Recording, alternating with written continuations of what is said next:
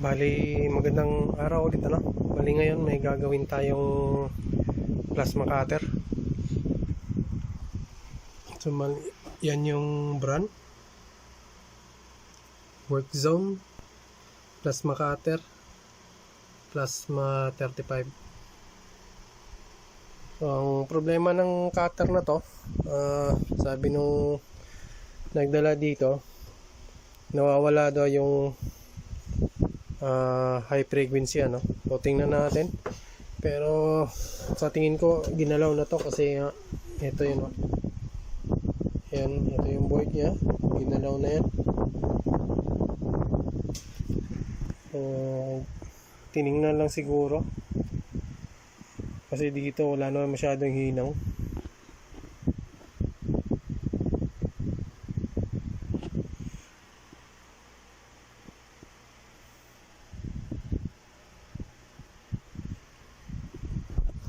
Balik natin. So, bali tanggalin ko lang muna yung board no. Tapos simulan nating trobolin ng board na to. So, pause ko lang yung video tapos balik tayo sa ano pag natanggal na yung board. Bali natanggal na natin yung board ni Work Zone ano. Ito yun, Plasma 35 model. So far ito pa ata yung ano pinakamalaking board ng na-repair natin ano. Ito maluwag na rin oh. So yan yung itsura nya. Ito yung high frequency. So, kailangan ko munang hanapin yung problema nito no. Bakit tayo, hindi ko lang alam kasi kung yung problema natin high frequency lang, kasi nagdepende kasi yung high frequency pag may gumagana yung ano natin, mga IGBT natin. Ito yan yung IGBT, kasi ito yung diode output na series, tsaka yan dalawang IGBT. So kailangan ko muna siyang tanggalin yung ano, tanggalin to, tanggalin din to. Ang hirap para makita natin yung problema nito. Kasi kahit na ako, hindi ko rin alam. So, lininis na natin ng konti yung board. Yan, wala na masyadong puti-puti yan. Pero halatang ginalaw na kasi dito eh. So, yun yung mga parts niya.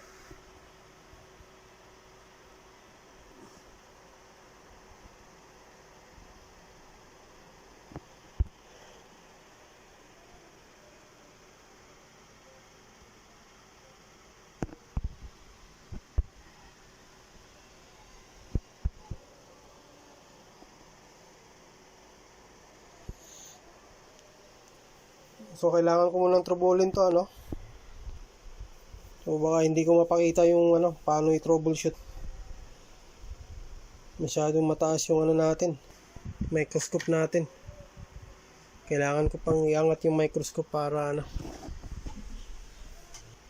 makuha natin yung tamang distance na hindi blurry yung image pag tumingin tayo sa scope.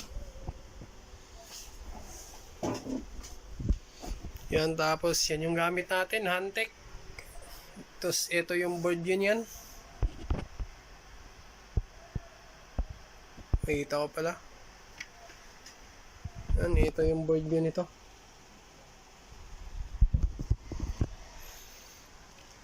So tingnan nyo, ganyan yung itsura. Balik ko lang ano. Tip natin. So ayan. Balik natin sa bottom. So ayan, ayan yung mga parts. So ayan yung parts, yan yung nandun.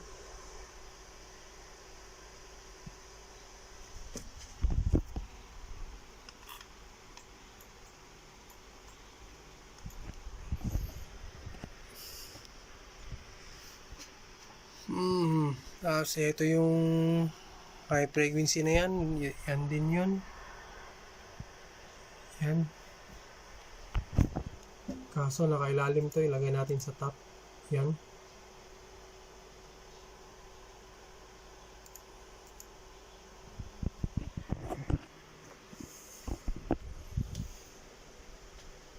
So baka hindi ko maipakita sa inyo paano reparin to, ano. Kasi masyadong mataas yung ano. Kailangan ko pang pumatong sa bangko para makita lang, at saka iilibit kasi natin to sa, tapos wala na sa eyesight yung ano, yung microscope natin, kaya medyo mataas na. Sana makabili tayo ng ano, ng tawag ng swivel chair. So post ko lang muna yung video, ano. Baka hindi ko mapakita yung ano, yung plasma na to, paano reparin to. So pagkatapos na lang, doon na lang ako mag-i-explain siguro doon sa board view kung anong ginalaw natin dito. So hanggang dito muna. To troubleshoot ko muna to. Balik tayo dito, ano. So nabuo ko na si ano, si Workzone plasma cutter, model plasma 35. So yung problema nito, wala siyang high frequency. Tapos hindi ko na napakita yung ano, paano ko siya ginawa, ano, saan ko tinira, kung anong bandang sira dito, ano.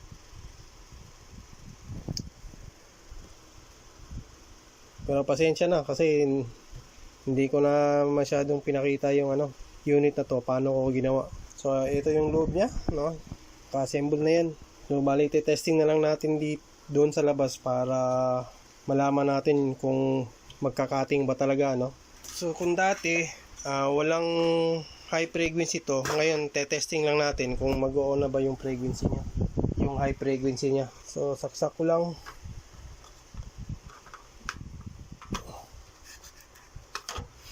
Saksak ko lang yan. Tapos on ko. Yan. Tapos on natin yung welding, yung plasma cutter. Tapos may maririnig naman kayo na parang hissing doon, ano. Yun yung high frequency niya, no? So on natin. So ayan. So pakinggan niyo yung high frequency. So on ko lang to. Yan, oh. Tumunog na. Yan. So bali okay na yan. So kailangan ko lang i-testing, i-cutting to kung talagang nakaka-cut, ano. At saka paalala, huwag nyong masyadong i-tester ng ano to, ng DC. Kahit na ako, naka 1,000 na ako nyan. Ito pala, pakita ko.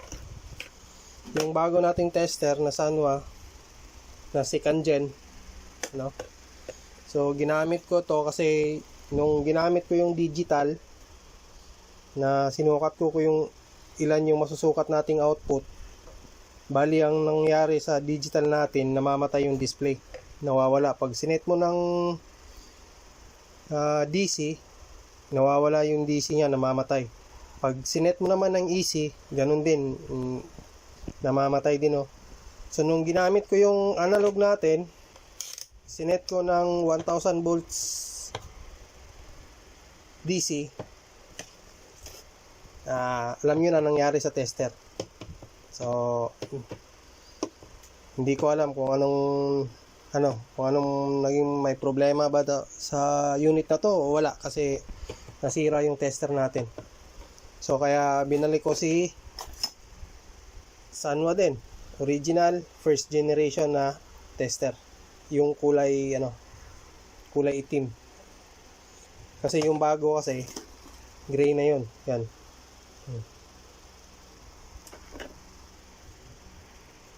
So yung first gen ko na tester, yan, maganda pa. Ang layo na nang naabot na tester na to. So punta tayo dun sa labas para i-testing to. Bali, andito na tayo sa labas, ano. So subukan na natin i-cutting si Workzone plasma cutter plasma 35. So ayan lang muna yung settings natin. Mas mahirap yung isang kamay gamit. So try natin dito.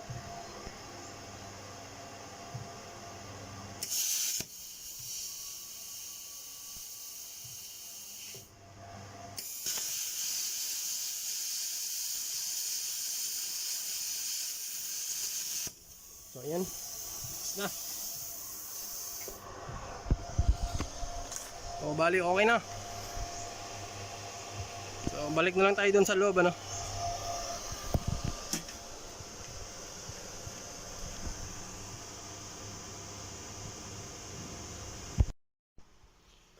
Okay, balik tayo dito sa loob ano. Bali inassemble ko na si ano, work zone. Nakita nyo naman yung cutting, nagka-cut naman. Yan. Bali ang isang sira pa nito, nagpalit tayo nung yun mga ano, mga high pressure hose no para sa line ng hangin. So pinalitan natin yan.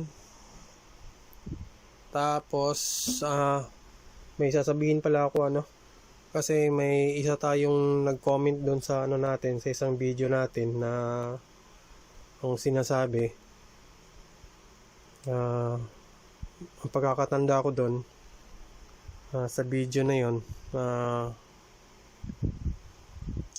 ang sinabi kasi niya, kung alam ko na daw yung sira, so sila hindi pa nila alam, so dapat ituro ko kung ano. So sa mga video ko naman, tinuturo ko naman kung saan nyo hahanapin yung mga sira no, as much as possible. Kaso hindi natin talaga maituro o maano, dapat kung ako kabisado tapos sila hindi, parang ganun eh. Kasi naman kung alam mo naman pala yung sira ng unit na nire-repair mo, ba't ka pa manunood ng video ko? Kung alam mo na, dapat hindi ka na manood kasi alam mo na yun eh. So ibig lang sabihin nun, wala ka pang alam. Kasi nanood ka ng video ko eh, ganun lang yun eh. Kung marami naman akong words na so ginamit dun sa nakaraang vlog ko, anong paki ko sa'yo ano? Yun ang naisip ko ng time na yun, ng pagbablog. Dami ko na kasing experience, kaya nakakabisado ko yung sira ng welding machine, kahit na plasma, ano man yan, kung saan titirahin, ano, para pagbukas nyo ng TV, hindi na kayo magsisimula kung saan yung area na titirahin nyo, ito troubleshoot, no. Pagka, kunwari, eto, yung problema nito, walang, high frequency, ayaw sumindi nung flyback nito, hahanapin mo ngayon kung saan banda yung naging problema nun sa circuit na to. Kaya yung video na to, hindi ko man lang masyadong pinakita kasi para intended to sa'yo. So kung alam mo na yung sira nito, paki-comment na lang dun sa baba para malaman ko kung ano. Tapos ipapakita ko pa yung dito, board view. Kung alam mo din ang sira nito, lang dito banda kung saan ko ginalaw. Ito yun, pinakita ko na sa iyo yung Huwag mong i-encircle lahat to kasi pag in-encircle mo lahat to, halata lang na wala ka talagang alam. Baka ikaw yung isang klase na technician na tumitingin lang sa sa YouTube kung saan banda titirahin, no.